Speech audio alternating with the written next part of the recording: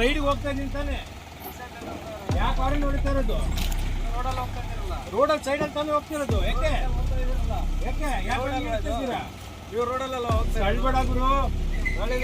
ಗುರು. ಇನ್ನೊಂದ್ಸತಿ ಏನಾದ್ರು ತಳ್ಳಿದ್ರೆ ನಾನು ಯಾರು ಅಂತ ಗೊತ್ತಾಗತ್ತೆ. ಇನ್ನೊಂದು ತಳ್ಳು ನೋಡೋಣ. ಇವಾಗ ನಿನ್ ಗೊತ್ತಾಗತ್ತೆ ನಾನು ಯಾರು ಅಂತ. ಯಾರು ನೀನು? ನಾನ್ ಕಣ್ರಿ Pravesh Kumar Tiwari, V sustain solar solution founder. ನಾವು 5400 ಜನರ ಮನೆಗೆ UPS ಬ್ಯಾಟ್ರಿ ಅಥವಾ ಸೋಲಾರ್ ಹಾಕಿದ್ದೀವಿ.